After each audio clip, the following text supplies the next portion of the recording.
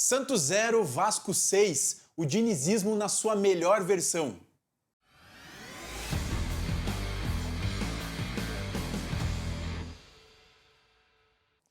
Visão para Jogo tá de volta, eu sou o William Borges. O Vasco sacolou o Santos no Morumbis. Uma baita partida. Geralmente a gente faz análise aqui dos momentos da partida. Hoje praticamente vão ser só gols. Tô com o Vincenzo Dalicani. Fez o estudo dos gols dessa partida, como eu já adiantei. Geralmente a gente faz uma análise mais tática, mostrando todos os detalhes, lances diferentes. Cara, essa partida não tinha como ser diferente. Se a gente fosse fazer uma análise de todo o jogo, além dos 6 gols, ia ficar complicado. A gente não ia ter tanto tempo aqui assim, tá? O vídeo ia ficar muito longo, né? E os gols mostram, cara, a ideia principal do que é o dinizismo. O dinizismo no estado puro. Esse jogo de aproximação de peças, esse jogo de relação entre jogadores, um jogo de pouquíssima posição definida e de muita movimentação. É muito legal. Foi muito legal o que o Vasco fez, foi muito interessante o que o Vasco fez e acho que a gente vai falar muito ao longo do vídeo, mas foram interessantes as escolhas do Diniz também, né? Não ter o Verratti, mas ter o David como um centroavante mais ou menos, porque jogava pelo lado do campo para as infiltrações de Coutinho, de Nuno Moreira, de Ryan, é muito legal. Foi muito interessante o que o Vasco fez. É um vídeo que eu gostei muito de produzir. Foi bem uma mudança forçada, né? Claro, uma mudança forçada, sim, mas é interessante a alternativa que ele encontra para conseguir jogar sem o Pablo Verratti, né? Enfim, deixa o like, tá? Tá chegando com a gente? Like é importante, quanto mais like, mais o YouTube divulga o conteúdo, mais o torcedor do Vasco fica por dentro do dinizismo e os torcedores dos outros times ficam invejando o dinizismo do Vasco da Gama, né, William? E a gente tem uma playlist só de vídeos do Vasco aqui também, né? Então, o torcedor do Vasco maratona lá que tem bastante coisa. E a gente começa falando do primeiro gol do Vasco, que vai sair aqui, do lado esquerdo da grande área. Mas você vê que a jogada começa onde? Lado direito e com vários jogadores do Vasco muito próximos da bola, que é até comum numa cobrança lateral, não precisa ser o time do Diniz, não. Ainda assim, o Paulo Henrique vai fazer a cobrança e o Santos vai conseguir ganhar, porque a marcação está encaixada por aqui. Não existe essa superioridade numérica. E aí, existe o passe do Guilherme e o Coutinho já pega e já vira essa bola pro outro lado. E aí você vê muita gente de um lado do jogo, do outro, provavelmente os jogadores estarão livres, como tá o Piton e como tá o David no 1 contra o Mike nesse momento. O Piton vai ultrapassar, vai levar o Barreal com ele e não deixa com que o Barreal chegue próximo da bola. Vou botar um asterisco aqui. Saiu ou não saiu? A gente não comenta isso não aqui. Não cabe a gente. A gente fala de futebol. Mas é interessante como você cita. No começo da jogada, muitos jogadores perto da bola de um lado do campo, para quê? Para você deixar o outro lado livre. Exatamente. Corredor em inferioridade, em superioridade ou em mesmo número, enfim. 1 contra 1. É. 1 contra 1 é o essencial disso tudo. Claro, o Mike vai parar na jogada, tem sim esse fato, é verdade. Ainda assim, você vai ver os jogadores do Vasco que estavam lá do outro lado ainda muito próximos e ainda do lado direito. E o Santos com essa marcação dentro da grande área. A bola vai passar no Piton e aqui dá pra ver a marcação do Santos, igualando numericamente dentro da grande área. E aquela coisa, a gente sempre fala, né? Igualdade numérica na área normalmente é vantagem para o atacante, que tá vendo o jogo de frente, que vai ter provavelmente uma vantagem ofensivamente falando. Então é um cenário já de instabilidade da defesa do Santos nesse momento. A bola vai passar no Piton, e o que é interessante ver aqui? Você tem a escadinha do Fernando Diniz, com o David, com o Piton e com o Jair que vai dominar por ali. O que é a escadinha? É a bola ser direcionada ao último jogador de uma sequência de 3 jogadores. O Piton só dá um passe de calcanhar de primeira para conseguir encontrar o Jair em condição. E um detalhe, Vincenzo, que agora o Piton sai da área, mas o Piton e o Paulo Henrique lá em cima, né? Os dois laterais ocupando a área adversária. E aí o Jair mostra uma tendência do jogo do Fernando Diniz, que é tentar manter a jogada do mesmo lado. Ele poderia ter colocado para a direita e já virado essa bola, mas ele dá uma pisada, olha para ver se tinha mais gente próxima dele do Piton, não tinha. Então a melhor maneira mesmo é sempre buscar a superioridade numérica, sempre buscar onde o seu time tem mais jogadores e mais jogadores próximos, aqui.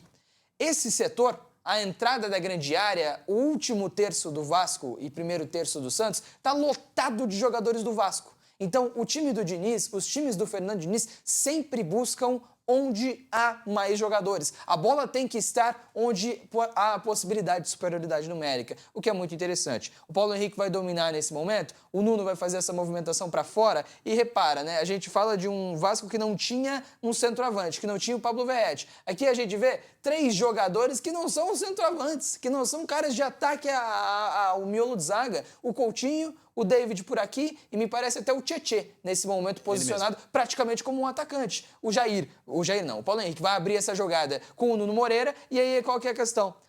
Olha a movimentação do Piton.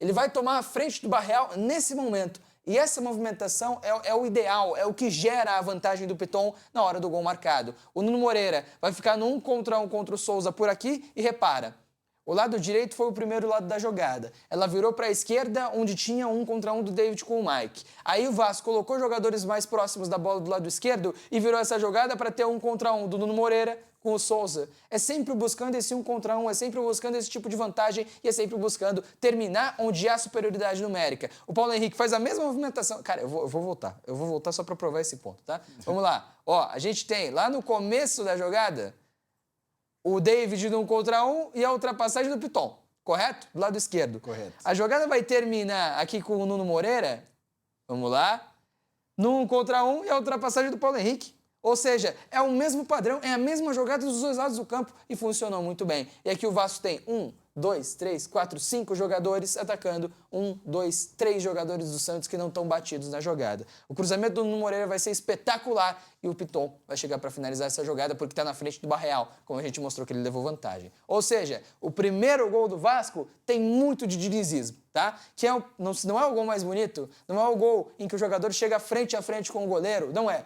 Mas é um gol que tem muito do Diniz, porque aglomera peças de um lado para ter um contra um do outro. Não é o 5º gol do Vasco, já dando spoiler. Vai ter aqui também, Mas exato. é um gol com muita movimentação e a cara do Diniz, como você falou. E o que me chama muita atenção é o PH e o Lucas Piton atacando o espaço e completamente ofensivos naquele momento. Bem, a gente sabe que são jogadores mais ofensivos, mas, cara, os dois pisando na área naquele momento é uma coisa...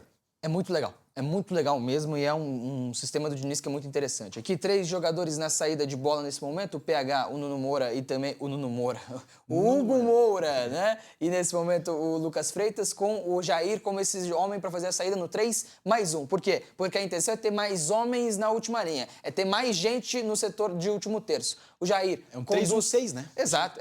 Então, é basicamente isso, porque aí o Jair conduz, você vai ver, olha todos os jogadores de ataque do Vasco onde estão. Jair, David, aqui o Nuno Moreira, aqui o Tietê, ali por ali, na verdade o Nuno Moreira por aqui é que é o Coutinho, né? E aqui o Lucas Piton. Lá do outro lado, a gente vai ver o Rayan. Então todos os jogadores de ataque do Vasco estão pelo lado esquerdo, lá do outro lado o Rayan está aqui, livre de marcação. A ideia não é buscar o Rayan, a ideia é terminar sempre no mesmo lado da jogada. Se der para virar para ter 1 contra 1, uma opção, mas a ideia é terminar por aqui a jogada. E a movimentação das peças, você citou o David, que tá por dentro agora. No primeiro gol que você mostrou, estava aberto como um ponto esquerda. Sim. Então é a movimentação das peças do Diniz. E quem é que o Lua Pérez está marcando nesse momento? Ninguém. Ele tá por aqui. E, assim, ele, logicamente, está marcando a zona dele, da zagueira da esquerda. Só que não tem ninguém para ele marcar aqui, porque todos os jogadores do Vasco estão para cá. Lógico, o Souza ainda está complicado pelo Rayan na jogada, mas o Lua Pérez não. E aí é isso que tenta fazer o Diniz. Se os times marcarem de maneira a marcar por zona, o zagueiro da esquerda, o zagueiro do outro lado, não vai estar marcando ninguém, porque todos os jogadores estão do lado direito. E aí cria-se a superioridade numérica. Você tem 1, 2, 3, 4, 5, 6 jogadores do Vasco para 3 jogadores dentro dessa roda e 2 jogadores na marcação. É um 5 contra 6. 5 do Santos, 6 do Vasco. E a superioridade aqui e o mano a mano lá, né? E o mano a mano lá, exatamente o que é interessante. E aqui, o Neymar e o Guilherme não marcando ninguém. A bola vai rodar, o Nuno Moreira consegue, e mais uma vez a ultrapassagem do Piton, existe o cruzamento. E aí o David, livre de marcação, mas assim, não poderia estar mais livre o David, faz o que fez. Golaço, absurdo, golaço, tem mérito individual também, né? Exatamente, existe o mérito, é um golaço do David, é espetacular o gol. E de novo, trabalho do Fernando Diniz, concentração de jogadores de um lado do campo,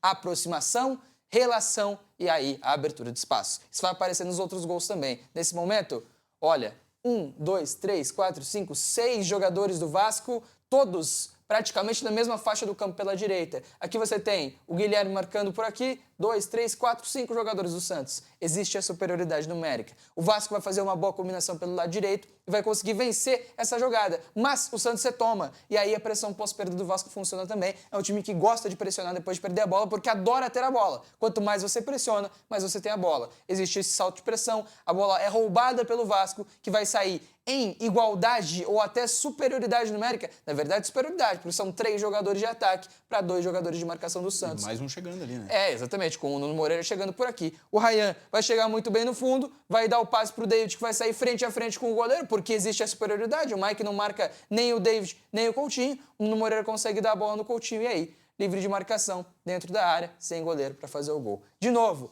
Aglomeração de jogadores do lado do campo, uma jogada que funciona muito tática pela pressão pós-perda. O Vasco consegue avançar em superioridade, chegar no último terço em superioridade e cravar sem goleiro. É impressionante, é impressionante. E todos os gols praticamente foram nesse estilo, né? Foram nesse naipe. Aqui de novo, você tem lá 4 jogadores do Vasco para 3 jogadores do Santos na marcação do lado esquerdo nesse momento. O Zé Rafael até distante da jogada. O Coutinho vai aparecer, vai se tornar uma opção muito interessante e olha a tendência. Ele poderia tentar virar esse jogo. E quando está congestionado, a orientação de grande parte dos treinadores é vira essa jogada. Ele não. Ele dá uma finta de corpo e mantém a jogada do lado esquerdo. Mantém a jogada onde o Vasco tem superioridade numérica, o que é muito interessante. Encontra o passe com o Piton que está livre, porque tem superioridade. Está num contra o Barreal nesse momento que vai se aproximar da marcação e o Coutinho está livre de novo. E aí que é muito legal. É uma jogada muito interessante. 3 jogadores envolvidos, o Coutinho, o Nuno e o David. A bola vai ser pro Nuno, o Nuno vai pisar pro David, o David vai dar no Coutinho que infiltra. É um golaço do Vasco. E aí o Coutinho vai sair frente a frente com o goleiro. Esse jogo curto, joguinho aproximado, você vê que a bola vem pra cá, volta, mas tudo curtinho, tudo perto ali, é muito bonito de ver. Por que a gente fala do dinizismo em estado puro? Porque é isso. O dinizismo em estado puro não quer saber se você tem uma saída com 3 jogadores mais um, linha de 6 na frente, se você faz um 4-3-3, se você tem um 4-4-2, não quer saber. O que o dinizismo tenta fazer é aproximar os caras, é criar a relação entre os jogadores, é apostar nessa questão de aproximação entre as peças para aí sim gerar combinações curtas e gerar vantagem. Só que potencializa com suas peças, porque Exato. você pega Coutinho e Nuno Moreira, que já são jogadores que gostam do jogo aproximado, gostam do jogo curto, gostam de uma troca de passe. Coutinho, durante sua carreira toda, Sim. você vê um jogo com o Neymar na seleção brasileira mesmo, Com sempre certeza. gostou desse jogo curto, potencializa ainda mais esse futebol do Diniz. Com certeza. E o último gol também tem muito disso. Olha a tendência de novo. O Jair olha lá pro outro lado. O passe aqui é óbvio, é o natural a se fazer. Não, você tem mais jogadores aqui, por que você vai dar a bola lá? Né? Você tem mais vantagem numérica aqui, você tem mais opções de passe aqui, por que você vai virar o jogo lá? Vai desafogar? Para muito treinador? É isso. Pro Diniz, não. Eu tocaria lá, tá? Então, é o natural a se fazer, mas assim, o Jair olha, mapeia lá, ele tá com a cabeça virada para cá para ver as opções de passe dele. Não, ele pisa na bola e vai manter a bola do lado esquerdo do gramado, vai manter a bola do lado esquerdo do campo, onde o Vasco tem 5 jogadores para 2 jogadores do Santos marcando. E aí você sai fácil. Quanto mais você tem a opção de passe, você mais consegue sair. O Piton encontra uma boa bola com o Nuno Moreira vai dar essa bola no fundo no David, e aí você vai ver, o David tá num contra o Luiz Felipe por aqui, vai chegar livre de marcação aqui do outro lado, o restante da equipe do Vasco, o David vai dar esse passe e olha a escadinha. O que eu falei da escadinha, William Borges? Primeiro gol ainda. De novo. 1, 2, 3. A intenção é a bola chegar no terceiro jogador. Ela passa pelo jogador do meio e chega no terceiro jogador. Chega no Tietê na jogada, livre de marcação, frente a frente com o goleiro. É caixa, é um abraço, um jogo absurdo do Vasco. Uma atuação muito interessante do Vasco. E da mesma forma que eu falei dos laterais pisando na área, você tem o Tietê, que talvez ele e o Jair ali não tem propriamente um primeiro volante, né? Mas o volante do time pisando na área e fazendo gol. Como naquele lance também o Tietê também estava pisando.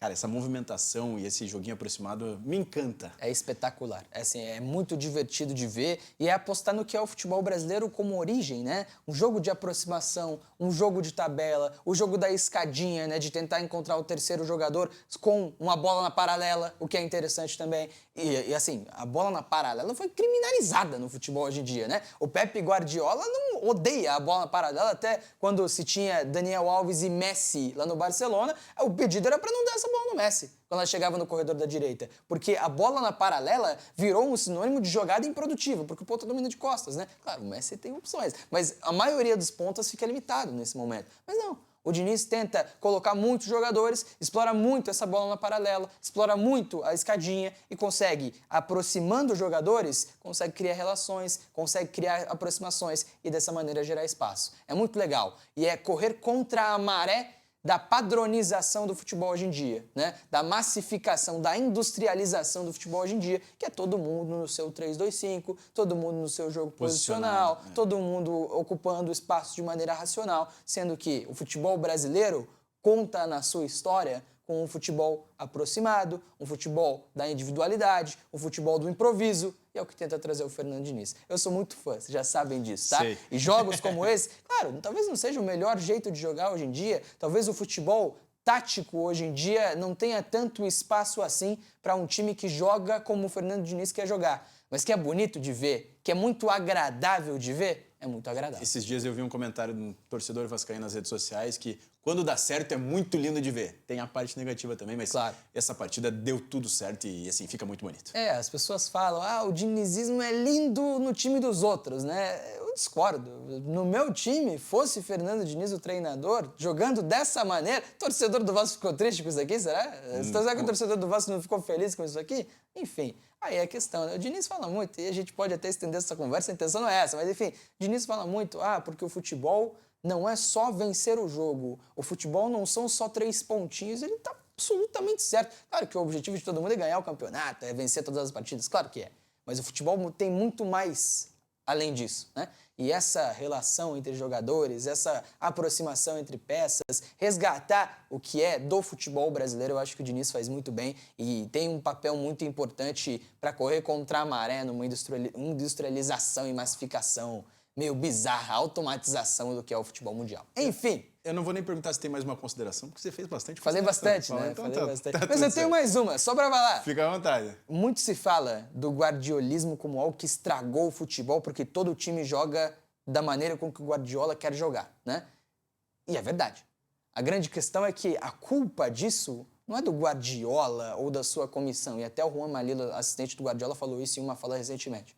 Mas é que as pessoas interpretaram de maneira errada isso. As pessoas, os treinadores, o futebol está usando isso para tornar um padrão em todos os times do mundo. E a ideia não é essa, né? O futebol tem muito de aspecto cultural, o futebol tem muito de aspecto das raízes da transformação do esporte no país. Então, o Brasil abandonar isso aqui que o Vasco faz, e está abandonando, o Brasil abandonar isso aqui é um sinal muito ruim.